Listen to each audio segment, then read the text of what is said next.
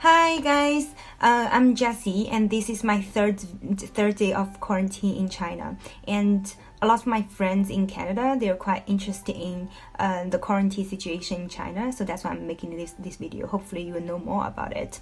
And the background is that I'm currently in the 4th year in my college. I'm studying at UBC, and I just graduated from UBC this month, so in May. And so after the final exams in April, I have decided to come back to China. But because of COVID-19, I wasn't able to book the tickets in May. So in May, I have booked in total 9 tickets throughout May, June, and July. And 5 of my tickets got cancelled in May. So and the next 5 tickets is in June, and that is run by Air Canada, and I wasn't sure whether Air Canada would actually fly, because in current situation 80% of the flights got cancelled. So anyways, I fill out the form from the embassy for the graduates, for the upcoming graduates. So the airline called me after 1 week that I fill out the form, and they asked me if there is a seat and asked me whether I would like to take it, and that cost me 4,000. And I know it's quite pricey, but some of my friends got the tickets for like 8,000, so I think 4,000 wasn't too bad.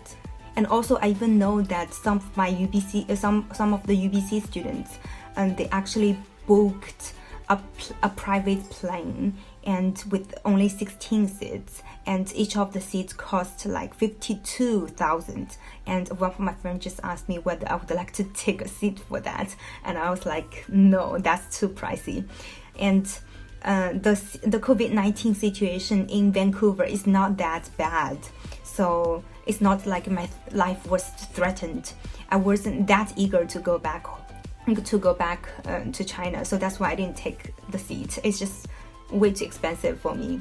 But anyways, so that is how I got the seat and flying back. So on May 15th, I went to the Vancouver International Airport 4 hours ahead of the flight time, and I queued for almost 2 hours for getting the boarding tickets. And before getting on the plane, I was wearing the white protective clothing along with the glasses and masks. So after the doctors check the temperature for each of the passengers, then we could get on the plane. And on the plane, almost 90% of the people are wearing the white protective clothes. And the flight attendants give us like 2 more masks, and they encourage us to change the mask after like each 5 hours. And so throughout the flight, there was no like food provided except the bread and water, which is just next to your seats. And you need to fill out the health check form. On the health form, it asked me about my temperature and whether I live in a community with confirmed COVID-19 cases, whether I have been to the public area in recent days, whether I have been in touch with COVID-19 patients. And after all that, we need to sign the form. And I still remember that on the last line of the form, it states that if any of the information provided on form is not correct, will be reliable for the results. So yeah, so after that, I still remember on the plane there were several lines like in the back empty, because that's the quarantine area for the passengers who could have infected or whose temperature are just way too high from like the normal range. And all the passengers had the masks on throughout the flight, and a majority of us did not even leave our seats to the toilets. And almost no one ate the food provided, like the bread and water, because we're just afraid that we could be affected by taking off the mask and breathe the normal air, the normal air. So after 12-hour flights, the doctor checked our temperature again, like one by one, and after confirmed that our temperature were normal or in the right range, then we were able to leave the flight. So after getting out of the plane, we made into like one long line, and we had a series of checks. For example, health form check, and also the doctors drew our blood for the testing. We were also required to receive the nucleic acid test, which the doctor put a long like drawer or something into the throat. And if the test result was negative, then we could take the luggage and the police would take us to the hotel for the centralized quarantine. So my hotel room looks like this. This is my yoga place. This is my bed.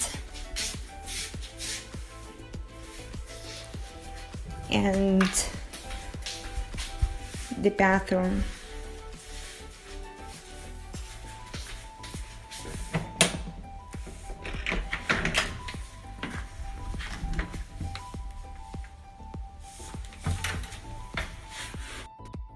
So the hotels were randomly assigned, and for the hotel that I'm living now, it's $70 Canadian dollars per day with the 3 meals included.